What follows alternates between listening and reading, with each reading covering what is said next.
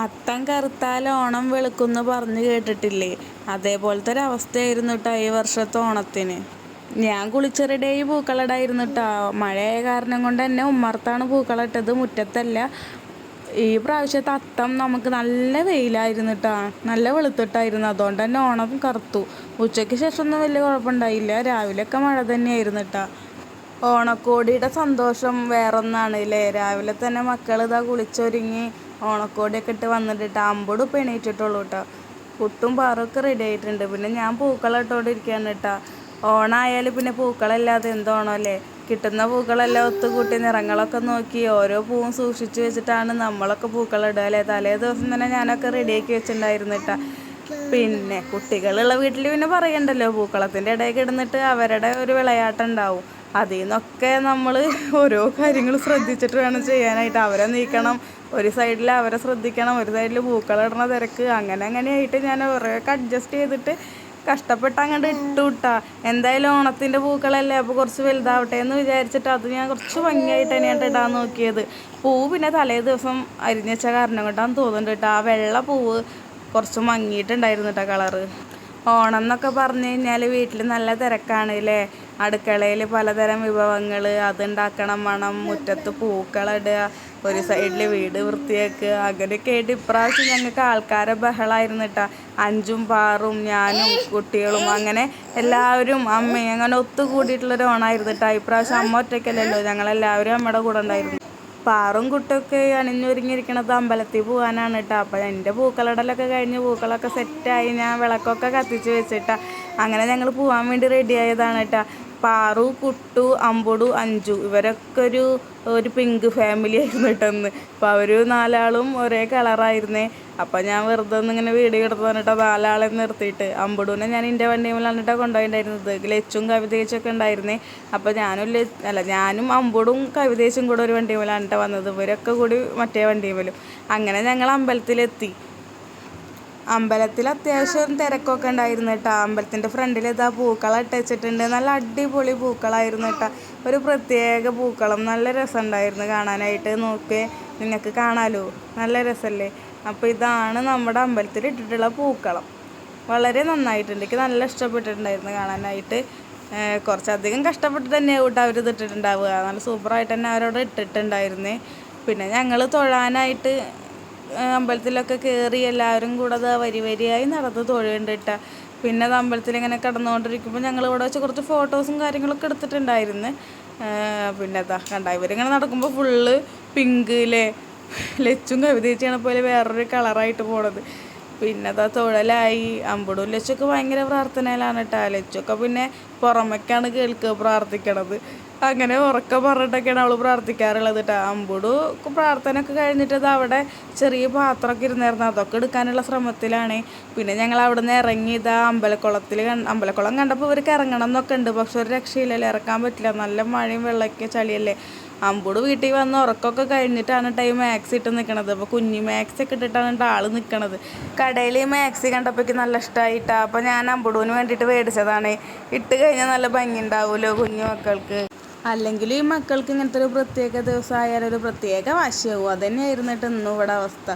ഒക്കെ കഴിഞ്ഞ് പണികളൊക്കെ കഴിഞ്ഞിട്ടാണ് അമ്മ അവിടെ വന്നിരിക്കണത്. അപ്പോൾ പിന്നെ ഞാനിങ്ങനെ പുറത്ത് നിന്നിട്ടൊന്ന് എല്ലാവരും കൂടെ ഒരു വീഡിയോ ഒക്കെ ഒന്ന് എടുക്കാമെന്ന് വിചാരിച്ച്. അടുക്കളയിലെ പണികളൊക്കെ നേരത്തെ കഴിഞ്ഞ് 12 മണിയാകുമ്പോൾ ഞങ്ങൾ ഫുഡ് കഴിക്കാൻ ഇരിക്കാറുണ്ട്. അപ്പോൾ എല്ലാതും കൂടെ റെഡി ആയിട്ട് ചിക്കൻ ഫ്രൈ ആണ് ഇട്ടത്. പിന്നെ ഇതെന്താ പൈനാപ്പിൾ കിച്ചടി, മീൻ വറുത്തത്, അവിയൽ, പായസം, പഴം പുഴുങ്ങിയത്, പിന്നെ നമ്മുടെ എന്താണ് കാളൻ, മീൻകറി, ആവോലിക്കറിയാണ് കേട്ടോ. ആവോലി തന്നെയാണ് വറുത്തിട്ടുണ്ടായിരുന്നത്. ബീഫാണ് ഇത്, പപ്പടം, അങ്ങനെ ഇങ്ങനത്തെ വിഭവങ്ങളൊക്കെ ഞങ്ങൾക്ക് ഉണ്ടാവും കേട്ടോ. അവർ 3 നേരം ഇതാ കഴിക്കാതിരിക്കുന്നുണ്ട്, എല്ലാവരും ഇരിക്കുന്നുണ്ട്. ഇതെന്താവും എന്തോന്നുള്ളത് ബാക്കി കാണാം കേട്ടോ. പിന്നെ ഇത് അച്ചാറുണ്ട്, പുളിഞ്ചിയുണ്ട്, ഇത്രയും ഐറ്റംസ് ഞങ്ങൾക്കുള്ളത് കേട്ടോ. ചിലവർ ചോദിക്കാറുണ്ട് എന്താ ഓണത്തിന് നോൺ വെജ് എന്ന്, പക്ഷെ ഞങ്ങൾ പണ്ട് മുതലേ ഇങ്ങനെയാണ്. അപ്പോൾ ഇവിടെ മേടിക്കാറുണ്ട് കേട്ടോ. ചില സ്ഥലങ്ങളിലൊന്നും മേടിക്കുന്നുണ്ടാവില്ല. എന്തായാലും ഓണസദ്യ അമ്പുടു കളറാക്കി തന്നിട്ടുണ്ട് കേട്ടോ ഞങ്ങൾക്ക്, അത്ര അടിപൊളിയാക്കി തന്നിട്ടുണ്ടായിരുന്നു. പിന്നെ ഓണക്കളികളായിട്ടാ മക്കളെല്ലാവരും കൂടെ വന്ന് ഞങ്ങൾ ചെറിയ ഗെയിംസൊക്കെ വെച്ച് നല്ല ഓണക്കളിയും കാര്യങ്ങളൊക്കെ ആയിട്ടാണ്. ഇനി ബാക്കി വൈകുന്നേരം ഇതൊക്കെയായിരുന്നു ഇവിടുത്തെ അവസ്ഥ.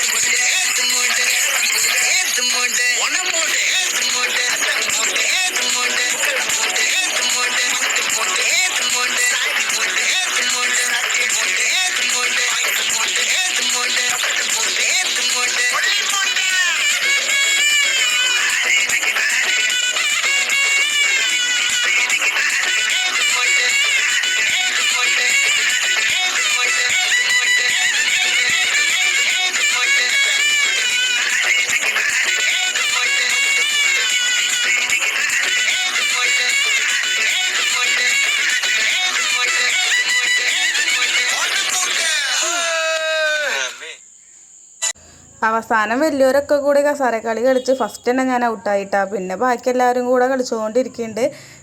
അങ്ങനെ ആൾക്കാർ ഓരോരുത്തരായി ഔട്ടായി ലാസ്റ്റ് നിജിതേച്ചി ശ്രീപ്തി മാത്രമായി. അങ്ങനെ അവർ നിജിതേച്ചിയാണ് കേട്ടോ ജയിച്ചത്. അങ്ങനെ കളികളൊക്കെ കഴിഞ്ഞ് നമ്മുടെ പൂക്കളത്തിൻ്റെ കാര്യത്തിൽ ഒരു തീരുമാനമായിട്ടാ.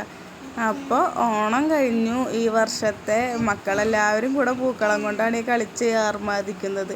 അപ്പോൾ ഇത്രയേ ഉള്ളൂ കേട്ടോ നമ്മുടെ അന്നത്തെ ഓണവിശേഷങ്ങൾ. ഇനി അടുത്ത വർഷമല്ലേ നമ്മൾ പൂക്കളം ഇടുള്ളൂ ഇതുപോലെ അല്ലേ.